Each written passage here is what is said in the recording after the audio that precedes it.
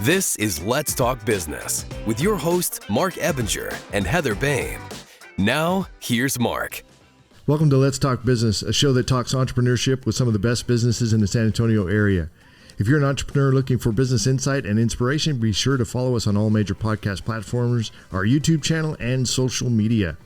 With us in studio is Heather Boehme, a certified business coach who partners with entrepreneurs to gain business clarity and accomplish their goals. Heather, welcome back to the show. Always happy to be here. Good. Coming up on the show today, we're going to talk with Michael Goldberg, the president of Efficient Fleets, a company that provides GPS tracking and video cameras for businesses. Michael, welcome back to the show. Thanks, Marc. I'm glad to be here. We're also going to talk with Nate Kear, the owner of a TruBlue Home Services franchise, a handyman and home remodeling service here in the San Antonio area. Nate has a passion for helping seniors and the disabled stay safe in their home. Nate, welcome to the show. Yeah, thanks, Marc. It's great to join all you guys. And that's a very true statement. I remember when we first met and we talked about your business, that was a major decision-making factor for you when you got involved with that. So it's kind of cool. I'm looking forward to chatting with you about that, digging into it. Yeah, absolutely. Yep, let's do it. So Heather, business coaching. It's great to have a business coach on the show. I know it's getting close to where she's going to be probably taking over certain aspects of the show and doing introductions and all that. So how are you liking the new podcast platform and everything that's going on? I really like it. I like the conversational aspect that we can have on the podcast and really get the insights from the entrepreneurs and business owners that we have on here themselves, instead of it feeling like, you know, they have to hit certain points. It's really, we can flow through a conversation and find the nuggets of what's working for them and what's not. And it seems to work really well. Yeah. And I think because it's different than a radio studio, everybody's a little bit more relaxed. That's the feedback I've been getting from everybody. They're like, this is a cool space and it feels more comfortable. It does, right? So what do you think? Sorry, I didn't mean to interrupt. No, that's what were you going to say? I said sitting lower, versus being so high before. Yeah, that's true. It makes it feel a lot more relaxed. I like the look of the studio stuff, though, and you got the sound guy working in the background. I like all that kind of stuff, too, but podcast studio is kind of nice as well. Yeah, it feels like, we just have more creativity and like more freedom to do whatever we want here. And I think the space reflects that, too. Just the look, the feel. It's very modern, cool. Yeah, and you guys had a hard time finding it this morning? Yeah. It's hard to find. A little bit, right? Well, the bar was right in that store, so it's like, should we go to the studio or the bar? So, yeah. Early bird special, I think. All right, so what do you guys think of the new branding for the Let's Talk Business stuff? Looks pretty good. I like that. Yeah. Pretty sharp. That's good. Cool. Yeah. I like the colors. Yeah, me too. Good job. Yeah, thanks. It's a nice change from the other one. So I'm rebranding everything, of course, on the YouTube channel and everything else. So, all right. So when it comes to folks out there trying to find us on the internet, you can catch video and podcast versions of the show anytime by visiting our website at satalkradio.com. If you're a business owner and you want to be on the show, then just reach our office at 210-960-8210. That's 210-960-8210, or you can visit our website, satalkradio.com. All right, so Michael is going to be first up on the show. He's the president of Efficient Fleets, a company that provides GPS tracking and video cameras for businesses. So, Michael, we're going to talk really about this interesting topic. I didn't even know you guys did this, but you guys actually track equipment. Yeah. So what's the deal there? Yeah, so we track trailers, heavy equipment, things like front loaders, bulldozers, stuff like that. So, it's really mainly about theft. They want to know where this, if it goes missing, they can find it quickly. And then, of course, the other side is just keeping a good inventory, knowing where all my assets are. Sometimes, when you have a lot of assets, it's easy to miss one. If you have 100, it's easy for one or two to kind of not be stolen, but they just be left on a job site. You don't know where it went. So those are the big motivations. But really anything that's got power on it, any kind of heavy equipment, we track it. So it has to have power. It has to have power for our hardwired trackers, but we actually have a battery-operated tracker that can work on things that don't have constant power. So we can put a battery-operated tracker on that as well. But it's got to be large enough. It can't be, we get asked a lot for things like attachments to our tools, heavy attachments, but those are not really appropriate. That's they get damaged too much. So, well, if you use a battery one, how long would that last? Good question. The batteries can last, the manufacturer says 5 years. However, that really depends on how much you use it. So the battery one, typically, the way it works is when the equipment starts moving, it'll update every 20 minutes. And when it stays stationary, it updates twice a day. So if you move it a lot, it's going to update a lot, and the battery will last less. So the more you use it, the quicker the batteries will go away. But I would say most people experience 18 months to 2 years of battery life. But something that's stationary and really hardly ever moves will probably get you 5 years. Okay, but how do you know when the battery's low? So you'll get an alert on your system that will tell you that the battery life is getting to about 10%, and then you can go out and change them. They're AA lithium-ion batteries. So that makes it very easy to change. You can just go buy them off the shelf and place them. So. And is this something that y'all monitor, or is it up to the business owner to monitor? Business owner, yeah. It's self-monitoring. So. Is there an app for that? Yeah, there's an app for it, so they can track it from their phone. And of course, they can always call us. If they say, hey, Mike, I'm too busy, I'm trying to find it, can you help us out? And then we do that for them. But they typically monitor themselves. They're trying to find the equipment? Trying to find the equipment. So, things happen, like we had a trailer went missing several years ago. So the customer actually called us. They're busy trying to call the police. They're running the business. We were able to find it for them, tell them where it was, and then send them the snapshot of the map so they could get to it and go find it right away. He could have done the same thing himself, but he's kind of pulling his hair out and going crazy and managing a million things at once. So, but that's what we do for them. So.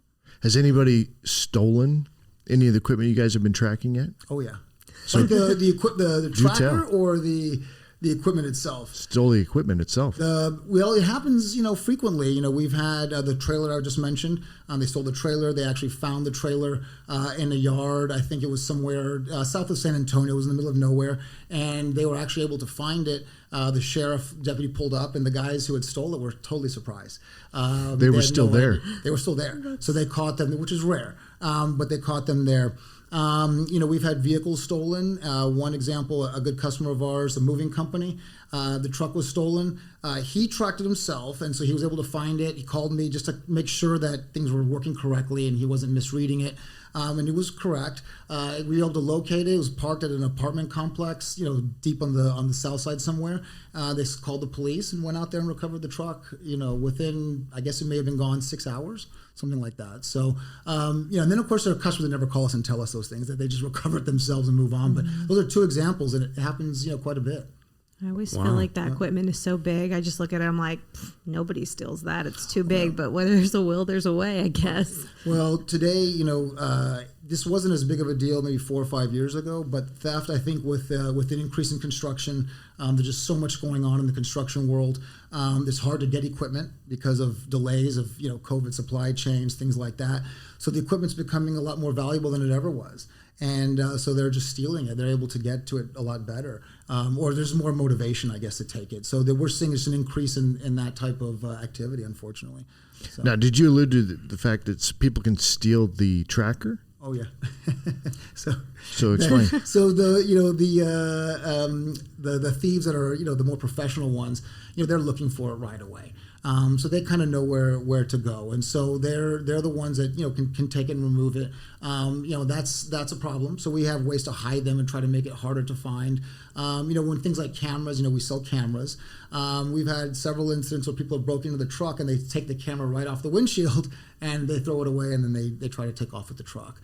So that does happen, but which leads to a good place to hide it. So we want to hide it well. We want to secure it and make it hard to get to, so that they don't take it off right away. And that has a lot to do with installation and where you place it. Do you guys? Who would work with the cops on that type of situation? Is it the owner or you Usually guys? The owner calls them. I mean, we don't typically call the police for them. I mean, we could if they asked us to, but we typically don't do that. It's them that are calling the police, and we'll provide them the location, the maps, but they're the ones doing it themselves. Since it's really self-monitoring, they really are the ones that are talking to the police directly. What were you going to ask, Nate? Well, I was just thinking, so, obviously your products are helping reduce theft as well as obtain materials that were theft. Do your clients, do they see like insurance premiums go down and so forth if they have your products in place? They do on not so much the theft, but on the tracking the vehicles. tracking vehicles and track with cameras. A huge decrease in insurance costs for that. The insurance always wants you to have the tracker on there, because they like it, just in case it gets stolen. But it's really not. It's really not what they're asking for. They're asking you to put it in the truck and to put cameras in, and that's going to be the biggest reduction in insurance premiums. They want to get if you can recover your equipment quickly and not have an insurance claim, then that's your biggest. That's a big benefit. That's to you. huge. And then you get to your downtime is a lot lower because now you got your equipment back and you get back up and running. And which is all they really care about. They want their stuff back in good working order so they can get back to work. You can't just go buy this stuff off the shelf. These equipment typically, it's something that's usually specialized. Nate, do you have equipment that you use in your business that's big equipment, like trailers and other stuff? We don't have big, heavy duty stuff like I think what his business is. But, I mean, we do, all the guys have their own trucks, of course. And so there's definitely some benefit to being able to track my guys, my technicians are out there, right? There's just benefits in just being accountable, right? So keeping my guys accountable. Are they showing up to jobs on time? Are they leaving? Are they clocking in when they're supposed to clock in and so forth like that? So I'll get a question today like, hey, did Andy show up on time today? Is he there? Is he doing the job, right? So as an owner, it's great to have that level of accountability for your staff. So those are your trucks that they drive during the shift?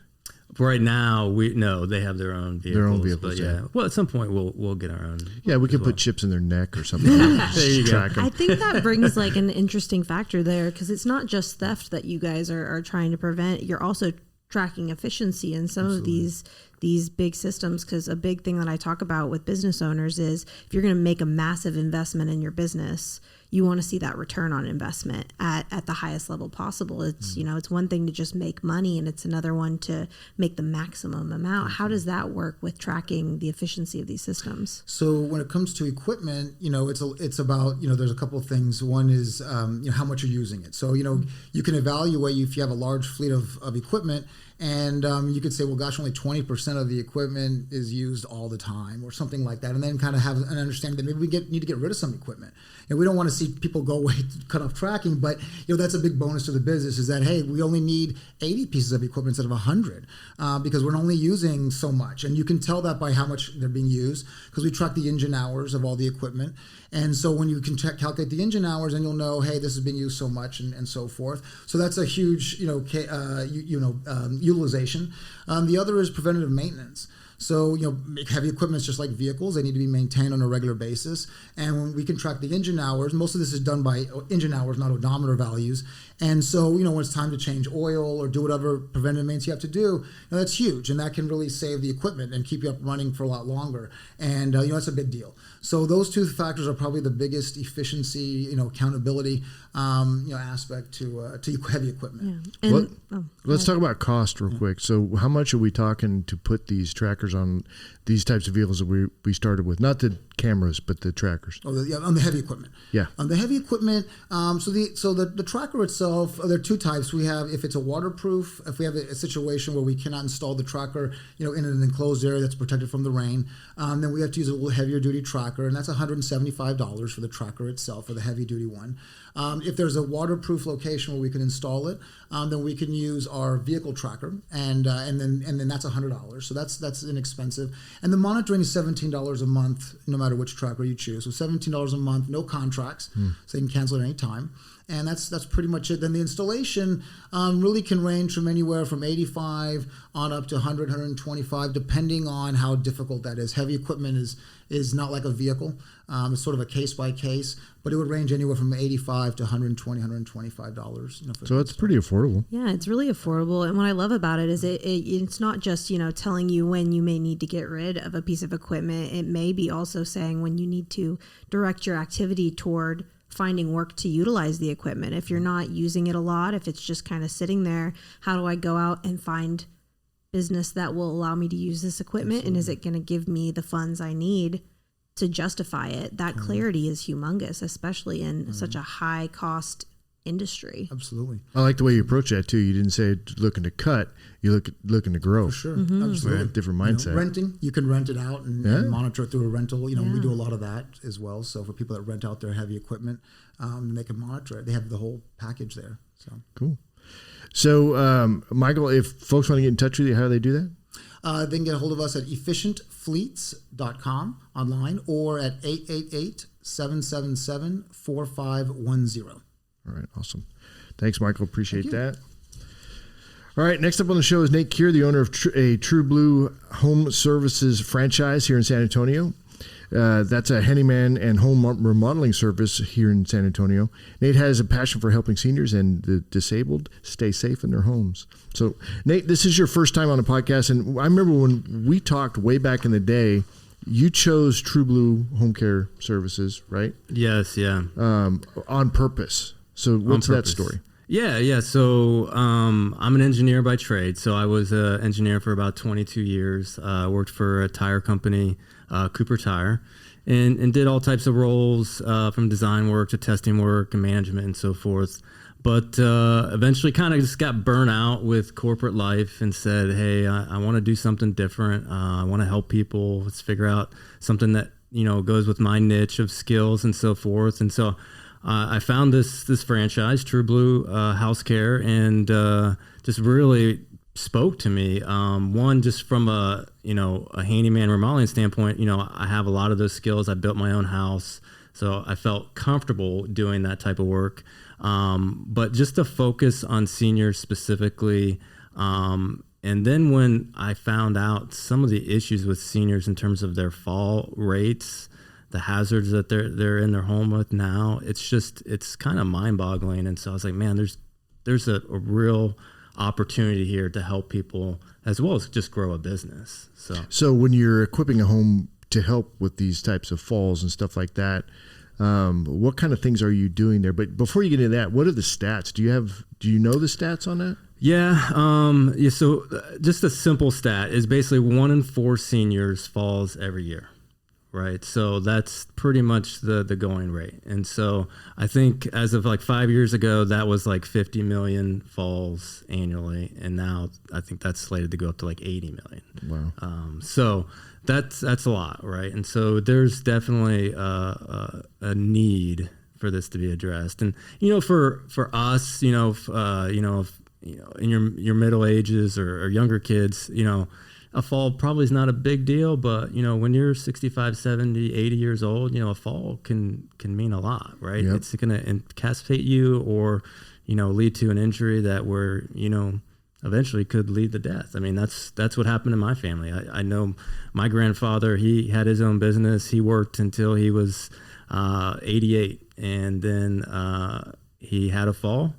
And after that fall, it was just seemed like one issue after another, and within about a year, he was gone. So, oh, wow. Yeah, it's a real thing for sure. So you have a really powerful story behind why you are passionate about helping seniors, and you actually chose the business you went into to facilitate that big why. How does that affect how you show up every day in your business?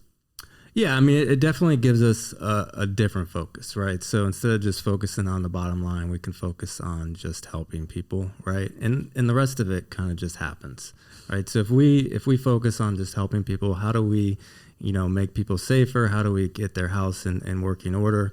Maybe how do we even do just regular maintenance for them? So that's another thing. It's not always about just safety modifications. Sometimes it's just getting in the house and helping people on a monthly basis so that they're not having to do things that they shouldn't have to do. So that's the other aspect to it as well. So, and it is a joy, right? So this past week we've been helping a lady who's blind and has osteoporosis. So she has a lot of challenges in terms of moving around her house, as well as if she does have a fall, what that can mean to her. So, but just being able to do that, it really gives you a lot of joy. And I know my staff that does it is the same thing, right? They know that, hey, we're helping somebody. It makes it easier to get up in the morning and go about your day for sure. What kind of things are you guys equipping homes with to help with this? Yeah, so there's all types of things. So typically our process is we'll go out with a client and do kind of a safety assessment. And so we'll assess the entirety of the house. Big picture things that we're looking for is bathrooms. Bathrooms are notoriously have issues in terms of falls. as well as entry points and doorways and so forth. So those are probably the biggest things that we can kind of look at first. And then after that, it could be, hallways, doorways, could be lighting. Lighting's a big thing as well. It could be flooring modifications as well. But there's a lot of things in the bathrooms in terms of accessibility, getting in and out of the shower or bathtub, your toilet situation, your doorways, in terms of if you have stairs that lead into the house or stairs in the house itself. How do we address those and getting up and down those stairs, whether it be, with a full chair or just, some additional railings or ramps or those type of things. So there's a lot of different things. There's a lot of different things. And they don't all have to cost thousands and thousands of dollars. Some of them can be pretty simple things that we can do, for even hundreds of dollars that can make people a lot safer. And I know a lot of people will hold off on holding or even calling repair people because they're just nervous about the cost of it. So that's really great to hear that cost doesn't have to be astronomical. Something I'm curious about, though, in the world of construction handyman repairs is I remember when I was running my real estate business, handyman was one of the number one requests from people. And I almost could never refer it out because I couldn't find a handyman that would continue to show up. And I know a lot of people feel that frustration. You call a handyman, he comes out, he does something, then you can never get a hold of him again. How do you deal with that as the owner of a business that works in that trade? Yeah, no, that's a great question. So, I mentioned my background. And so when I came into this, and we're 2 years old at this point. So when I first came into it, it wasn't the first 2 weeks. I heard story after story from clients saying, yeah, I had this guy and he showed up for day one and then he didn't show up anymore. Or he took my money and never showed up. Mm-hmm. Or, he was there and then all of a sudden the price went from $500 to $1,200, right? So unfortunately, our industry is not very good at that. We're not accountable. And so when we started our business, I sat down with my guys, we thought through and said, hey, we are going to have to be different if we're going to do this right. If we're going to work with seniors, we've got to be more accountable than other people. And just in general, we've got to basically be different. And so that's just in our nature at this point. But I tell all my guys, from when they're out there doing the job, look for one thing that's going to be what I call exceed expectations, right? So this is the goal of the job. And then every time we do a job, we're tasked with trying to find one thing to exceed expectations. And that could be from a customer service standpoint, having a conversation, being nice. It could be we're actually physically going to do something. Hey, I noticed your doorknobs are kind of loose. I'm going to go ahead and take care of that for you while I'm here. Whatever. So that's just in our DNA, and that's the way we approach everything. And how do you hold them accountable from the management perspective to that? Yeah, so we have weekly meetings to talk through that. We also have reviews. So you can look through our reviews online, but we basically have 5-star reviews across the board. If we don't get a 5-star review, that's something that I'll review with our technicians just to make sure we're understanding, okay, this is what some of the feedback we had and so forth. We learn from it and get better, right? So we go through that process. But the biggest thing is just making part of your culture. Once you make it a part of your culture, it just happens. I love that. Kind of pulling them back to the why you're doing this, which is to help people. And I think that's what a lot of business owners struggle with. If they haven't really clearly defined the reason they're in business with their employees, there's really no base to build a culture around. Have you experienced that, Michael? I have. I would say that's true. We're pretty small, but places I've worked at before, culture was a lot. That's why I left there. Good leadership seems like it's harder and harder to find. I'm not quite sure what's going on, but people don't want to take the time. Nate, so when you guys do business just a little bit differently where you guys are at, and you went through some of that already, but you guys bill by the job, not by the hour, right? Yeah, and again, it's all about accountability and transparency. So, I mentioned some of those complaints that I hear from people, but a lot of it is, lack of transparency. So when we show up for a job or an estimate, when I build out an estimate, it's always built out, hey, we're going to accomplish X, Y, and Z, and it's going to cost this much, right? It's not, hey, we're going to show up on Monday, and if it takes us 5 hours, it's this amount. We don't do it that way because we want that risk to be on us. So if it takes us 2 days and I only thought it was going to take 1, well, that's on me as the estimator, right? It's not on the client. So that's how we build everything. Again, it's just from accountability standpoint, it's built into our culture, and that's the way we do it. You also, your workers are your employees, right? They're not subcontractors. That is true. Yep. So a lot of people in my industry, they're just hiring 1099 employees or contractors, subbing things out. We don't do that. I would say of all the jobs in 2 years, 99.5% have all been my staff. And again, that helps with the accountability. So you have the accountability of being an employee that has to report to me, which drives that. And then also even within the franchise, right? So I have a franchise that I report to. So we have to be accountable to them that we're representing the franchise well as well. So real quick, just out of curiosity, what's the biggest type of job you guys can handle? Yeah, so we do some remodeling jobs. I would say like the biggest that we feel comfortable with and that we've done already would be like bathroom models. We've done several bathroom models, and we'll continue to do those. We've done a lot of office conversions. So we're actually building out new walls and so forth, moving some HVAC, moving some electrical in those cases. Those are probably the biggest thing. If somebody needs like an addition put onto their house, that's really not our thing. We don't have that expertise. That's a big job there. Yeah, that's a huge one. But a lot of cosmetic types things we can definitely handle, which is the majority of what people are looking to do. So when materials that you guys need to do the job, is that included in your bids? It is, yes. So sometimes we'll have some clients that want to get their own materials, which is fine, but I would say 95% of the time we're burning the materials with us. We try and kind of be, more of a premium level, not your neighborhood handyman that just kind of shows up and does the job. We're actually scoping everything out for you, figuring out the proper materials that you need, and then bringing those to the job, yeah. It'll save you money in the long run. Right. Yeah. So community efforts, I know you guys do something pretty regular. What are you guys doing with the community? Yeah. So just to give back, we'll talk to our clientele as well as just kind of our network within our company. And we try and do one basically charity type job every quarter. And so that could be, just home maintenance for somebody, could be home repairs. We did one for a blind lady last quarter who needed, some different door modifications, some drywall repair and so forth. So we're just out there looking for people of need. And that's, organic. And it just happens, God brings us these things and they just happen. And so we just kind of keep a lookout for those type of activities. And we always get one at least once a quarter. So cool. If folks want to get in touch with you, Nate, how do they do that? Yeah, you can check out our website. So it's TruBlueHouseCare.com. So it's TruBlue housecare.com. That's the best way to find out about us. And then all of our contact information is on there. Cool. So you did, Heather, you did real estate for quite a while, and you touched on a little bit when it comes to the handyman services. And I've dealt with that too, where I think the expectation of a handyman is a guy that kind of does it himself, and it's going to be kind of hit or miss.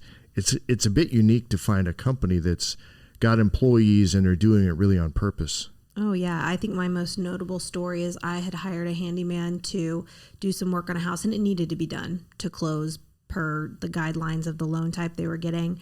And I called him to check on Friday, didn't hear from him, couldn't get a hold of him all weekend, couldn't find another handyman to quote it, heard from him on Monday. And he was like, oh, I was in jail. Oh, nice. And I was like, I still need you to do the work. Thankfully, It was an empty house. But I mean, that's one of the big struggles I feel like with a lot of the trades is they get into it and they're here to do the work. And I feel like it's not so much malicious. It's just one thing leads to another, and there's so much demand that all of a sudden everyone's calling them and they have to decide what they're going to do. You can get a little overwhelmed, and without leadership, it kind of all falls apart. And then all of a sudden nobody wants to work with them because they've burned everybody. So I think that's great that you specifically are leaning into the culture with your team and you're hiring them as employees. So it's no longer on them. It's kind of on you to teach them how to do it per your company expectations, and then you can communicate that to the customer. There's a big difference between being a handyman and being a handyman company. Mm-hmm. Yeah. And I always try and take that burden away from my guys. So my goal is always to make it as easy as possible for them. So when they show up, they're ready to roll. So I already have the materials for them. They grab the materials in the morning, they show up for the job, right? And so that again, it's accountability. So I'm accountable to them. They're accountable to the work. But yeah, it makes things go a lot smoother. If they can focus on just the job itself and not have to focus on the next job or getting the next lead or whatever, everything goes a lot smoother. So yeah, and I would agree, we're a handyman company, but we're not the typical handyman that you see in your neighborhood. We do work with a ton of real estate agents because of that, because they recognize, wow, this is a professional group that I can call and I know it's going to get done. Right. And it's not, hey, I can't reach somebody and so forth. So realtors love working with us. What's a recent challenge that you've kind of struggled with, maybe wrestled with as an entrepreneur, as the business owner, that you're were able to tackle pretty good? Just give us some insight on a challenge that you would have in your industry. So like for us, like the challenge I'm going through right now is figuring out how to scale my business. And so, when I opened 2 years ago, I had 2 technicians. We started doing work right away and kept those guys pretty busy. And as we started to get some momentum, we started growing. Last year, I added a 3rd technician in February, a 4th technician in April, and we're still at 4 technicians as of right now. But we're trying to figure out how to scale. And I say that because it's basically me and those guys. And there's a point where I only have so much time to figure out how to network and chase down leads and get estimates and so forth. Those guys are all out, doing the work itself. So how do we scale? How do we, add additional layers to the organization, maintain the culture and so forth? So that's kind of what I'm going through right now. And then find the proper staff that's going to support that. So I love hearing that. That's a huge question, especially 2 years in. That's where most entrepreneurs, if they've made it that far, they get to that point where it's like, okay, I've been hustling for 2 years to build my business, and now I'm looking at how do I make this grow outside of myself. So what's the first thing that you're working on toward that goal to scale? Yeah, so I have some roles identified. The first thing I did was I actually hired a virtual assistant to take some of the administrative load off of myself. So that's been beneficial. I did that about a month ago now. And then the next part, I think, for us is to really have somebody in the field managing the work itself, so I can pull myself away from that everyday situation and focus on bigger picture things. So we're in the process of doing that. I've talked to my existing staff and said, hey, this is a need. I would love for one of you guys to take this role. Mm-hmm. You need to show me, over the next few months, can you do that type of role, right? So that's kind of where we're at. And so, I hope one of them is going to step up, and I think we will. We'll see that, but that's kind of where we're at. So. Well, we are actually over on time just a little bit, but it goes by fast, right? Yeah. We need to have a conversation on the set of meeting every day. All right, as we wrap up the show, a quick reminder to check out our latest podcast and catch video versions of the show anytime by visiting our website at satalkradio.com. That's going to be it for us. You guys have a great week, and we will see you on the next one. Sounds good. All right.